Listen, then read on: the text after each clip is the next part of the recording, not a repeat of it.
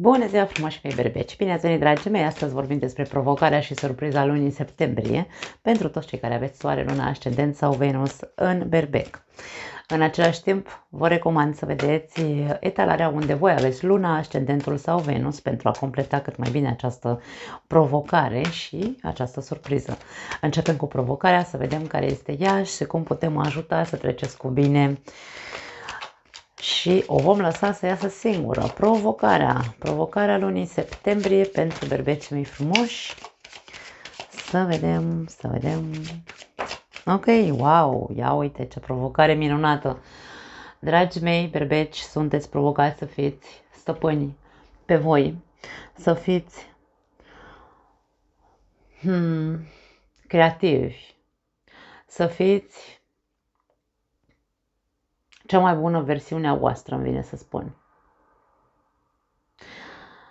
Pentru unii dintre voi, probabil că sunteți provocați să vă simțiți bine în pielea voastră așa cum sunteți. Dacă aveți nevoie de un mic ajutor, ar putea să fie vorba aici despre o schimbare de look. Mergeți și faceți-vă ceva sau cumpărați-vă niște haine care să vă pună în valoare. Da? Aici este vorba despre valoarea ta, nu din punct de vedere egoic, ci acea imagine pe care tu trebuie să o dai, imagine de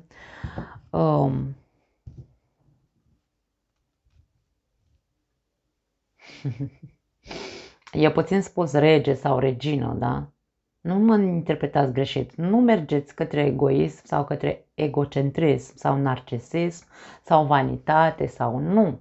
Nu, aici este vorba despre natural, naturalețe. Tu ești înzestrat cu această calitate. Femeie, bărbat, nu are importanță. Vorbim despre acea eleganță născută pe care tu o ai și ești provocat să o pui în valoare. Dacă nu creează-o, ești provocat să te creezi sau să te recreezi pe tine însuți ca personalitate. Personalitate care să fie nutritivă pentru tine și pentru ceilalți din jurul tău. Împărăteasa este cea care înglobează cele 4 energii. Trebuie să ajungi la acest nivel, îmi vine să spun, ești provocat să ajungi la acest nivel în luna septembrie. Hai să vedem ce te poate ajuta să ajungi pe această poziție minunată. 6 de cupe, as de bâte, foarte interesant. Regina de cupe, da, ok, și 7 de monede. Pentru unii dintre voi, ce vă poate ajuta, dragii mei, să ajungeți la acest nivel și să-l mențineți, aici vorbim despre amintiri din copilărie, dacă vrei. Amintiri care să te facă să ai chef din nou, să te ocupi de tine, să ai chef din nou să trăiești, să simți din nou această energie specifică de foc, în care să ai dorințe, care să le pui, să ajungi să le pui în practică. Vorbim de proiecte pentru unii dintre voi și de o poziție înaltă în ceea ce privește toate, de ce nu, hai să spunem așa, visele voastre de mic copil. Berbecul întotdeauna și-a dorit și întotdeauna își va dori să ajungă sus. Da, pentru că e primul născut din zodiac, asta este, nu avem ce să facem, e în natura noastră. În natura noastră este să ne dorim să ajungem sus, dar e o provocare să ajungem sus pentru că avem nevoie de disciplină. Berbecul are nevoie de disciplină pentru că se pierde dintr-una într-alta. Când ceva nu-l mai atrage, se apucă de altceva și nu este despre asta. Este vorba despre încet, încet, cu răbdare și cu iubire față de tine și față de proiectele tale, vei putea ajunge pe această poziție dacă te disciplinezi. Da? Ești provocat să fii creativ, creează. Ce să creezi? Ceea ce ai visat de când lumea și pământul. Dacă deja ai un proiect pe rol, dedică-i dedică-i timp, dedică-i iubire, dedică-i, fă totul din inimă, da? Nu face lucruri superficiale. Împărăteasa nu vine cu poziția de superficialitate. Împărăteasa dă tot ce are mai bun în ea. De-aia îi se spune că este aliment pentru ea și pentru ceilalți. Așadar, alimentează-te din tot ceea ce îți aduce, ce te tentează, ce îți aduce viață, ce iubești, ce îți place, ce te atrage. Și asta de când erai tu mic copil. De-aia spun, nu vorbim doar despre afaceri sau proiecte, nu. Dacă vorbim despre tine, că tu trebuie să ajungi aici, pe această poziție, ca personalitate, vorbim despre a-ți aduce aminte cum erai în copilărie. Erai un copil angelic. Ia uite, avem doi copii super angelici aici, frumoși așa. Erai un copil cu minte, erai un copil care avea nevoie de foarte multă conexiune emoțională. Adu-ți aminte de lucrurile astea. Amintirile în această perioadă sunt o sursă de inspirație, îmi vine să spun, pentru unii dintre voi să puteți să ajungeți în această energie și să rămâneți în energia împărătesei. Ce este cel mai important aici? Aspectul emoțional este cel mai important. Este vorba despre a te revitaliza și a te maturiza din punct de vedere emoțional, a nu mai avea comportamente infantile, îmi vine să spun, pentru alții dintre voi, pentru că împărăteasa nu are comportamente infantile. Ea își cunoaște rolul, scopul și durata în această viață și pe această planetă, da? Tu trebuie să ajungi în acest rol, ești provocat să ajungi în rolul ăsta de a te cunoaște cu adevărat, de a crește cu adevărat, de a te maturiza, de a nu mai fi așa ca un copil, da? Și aici este vorba, bineînțeles, să nu uităm de investiție, că nimic nu se face în această viață. Nu poți să ajungi sus dacă nu investești în tine, în primul și în primul rând, în tot ce înseamnă frumos într-o persoană, în tot ce înseamnă într-o persoană, nu într-o persoană exterioară, ci în tine, da? Ce înseamnă o persoană frumoasă pe dinăuntru și pe din afară? Acolo ai nevoie de investiții. La tine este aș spune că în primul și în primul rând o investiție pe plan emoțional. Ai nevoie să te maturizezi. Unii dintre voi poate da, încă sunteți copilăroși sau, nu știu, comportamentul este unul copilăros. Nu știu, care dintre voi vă regăsiți? Berbecul întotdeauna va avea această esență de copil în el. Eu și cu 4-6 de ani fac aici, în casă cu soțul meu, fac chestii de copii inocenți. Pentru că e natura noastră, da? Nu are cum să dispară în totalitate, dar și în momentele în care avem nevoie să fim serioși și să ne punem, nu știu, în valoare, trebuie să învățăm, să investim în noi, să învățăm să fim pe picioarele noastre din punct de vedere emoțional, nu să fim așa ca niște copii și să învățăm să inițiem, să zicem așa,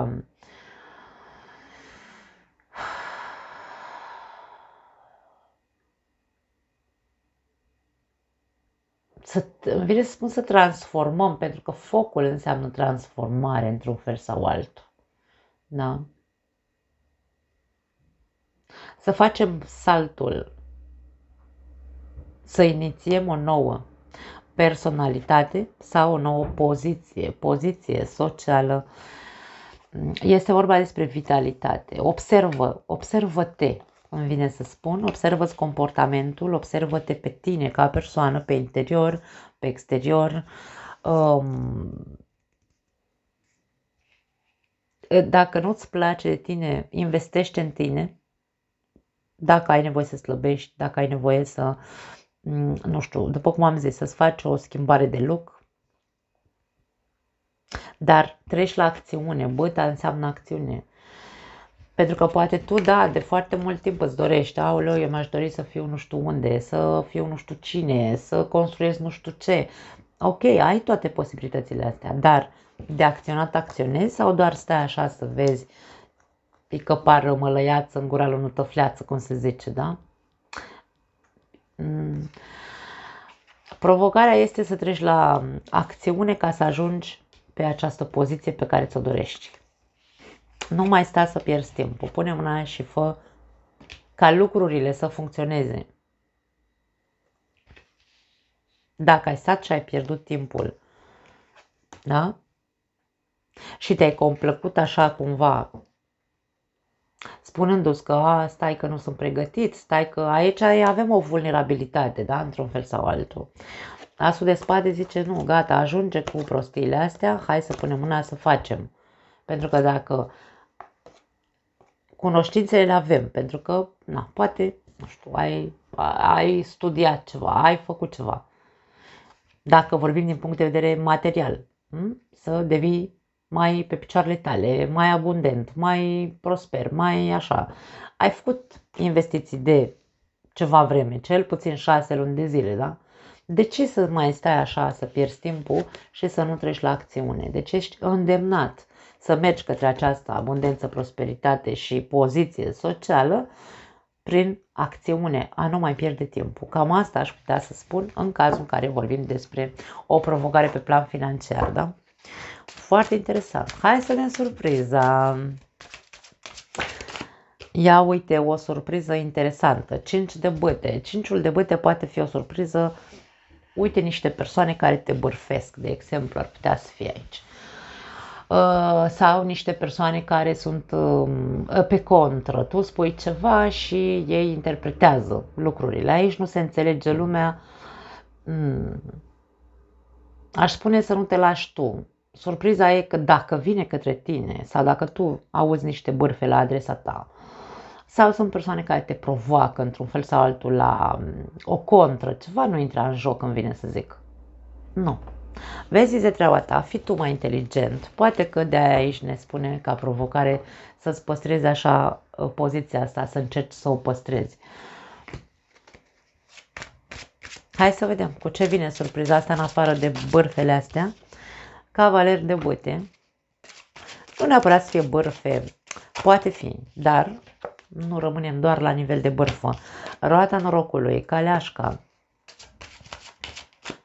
Și 5-ul de cupe, interesant. Aici eu aș spune, atenție, că nu e prima oară când tu treci prin această, hai să spunem, provocare de la persoanele astea, da? Adică e ca și cum nu te mai surprinde. Aici avem pe surpriză. Asta poate fi surpriza, e că vei fi provocat de niște persoane care poate spun ceva la adresa ta sau care poate pur și simplu te trag în luptele lor. Da? Și aici nu e prima oară, de aia zic, aici avem conotația trecutului, avem conotația unei repetitivități și avem conotația unei, hai să spunem așa, faptului că tu în trecut cu persoanele astea cu care ai avut aceste divergențe și le vei avea încă o dată într-un mod surprinzător, nu te surprinde, pentru că tu știi deja ce ai de făcut. Aici e vorba de a te înarma cu, hai să spunem așa, cu curaj. Acum, pentru unii dintre voi, eu cred că aceste persoane cu care tu ai mai avut divergențe în trecut, ai încercat într-un mod diplomatic, așa să zicem așa, sau cu diplomație, nu știu dacă e corect ce am zis mai devreme, cu diplomație ai încercat să depășești, ca și cum mă fac câine latră, ursul merge, cum se zice, da? Și nu ai trecut la acțiune, pur și simplu ai depășit, ai trecut peste.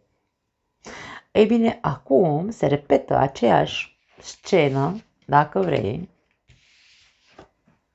și tu nu mai ești sfătuit să treci peste ca și cum câinii latră, ursul merge, ci să pui piciorul în prag într-un fel sau altul.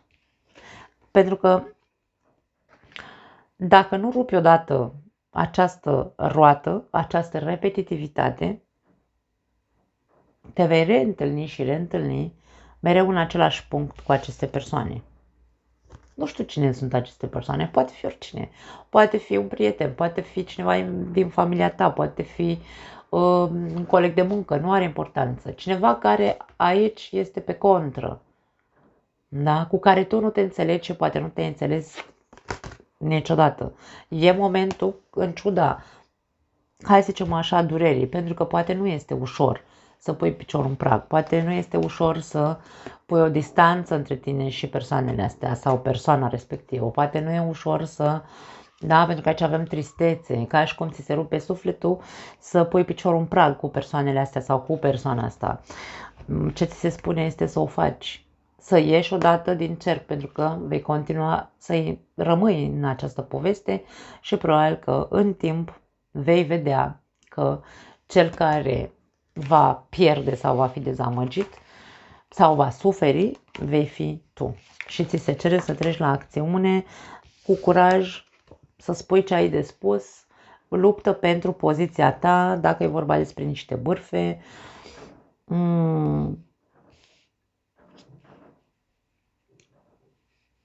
Nu te mai lăsa prins în aceeași, da? De-aia zic, simt aici chestia cu pusul piciorului în prag. Nu te mai lăsa prins în aceleași bârfe, ca întotdeauna nu te mai lăsa prins în aceleași ațățări. Nu te băga în măgările lor, lasă-i în plata lor, tu vezi de treaba ta. Chiar dacă poate ți-e greu să-ți iei mâna de pe persoanele astea, poate sunt prieteni apropiați sau rude sau cineva care cândva ți-a fost drag sau ți este drag, da? Dar aici e vorba despre a fi ferm. Tu trebuie să fii ferm, inteligent, îmi vine să spun cu 5 minute mai inteligent ca celălalt, ca să ieși din această tensiune. Este o tensiune aici. Da, foarte interesant. Nu aș spune că este ceva negativ, atenție. Surpriza nu este una neplăcută, surpriza este una care ți spune că tu cunoști povestea. La ce, Doamne iartă-mă, mai răspunzi la persoanele astea. Ieși de acolo, uite, ia-ți mașina și pleacă. Da? Urcă-te în mașină și dispar de aici, din povestea asta, pentru că deja o cunoști. Dacă e lângă tine, persoanele astea că sunt lângă tine, dacă nu, distanță, cu părere de rău mă distanțez, da? Cam asta este ceea ce ne spun aceste cărți. Eu nu mai vreau povestea asta, nu mai vreau atacurile astea, nu mai vreau, nu știu, blochează persoanele respective care te tot provoacă și te scoate din țățâni. Cam asta e ce ne spune această surpriză. Surpriza e că tu n-ar trebui să mai fii surprins să vezi că tot timpul aceleași tipare de comportamente sau aceleași persoane te tot provoacă și te scoate din ale tale. Da? Blochează-i, dispar din viața lor sau scoate din viața ta cu părere de rău, dar este vorba despre tine. Ai și tu, ar trebui să ai și tu o demnitate. De-aia spun că ar putea să fie legat, atenție, de provocare, da?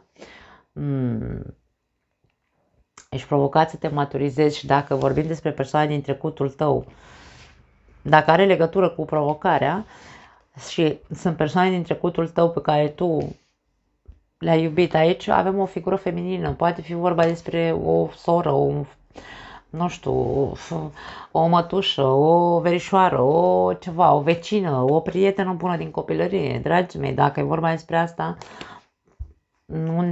tu trebuie să ai demnitate aici și să pui piciorul în prag și să ieși din poveste. Da?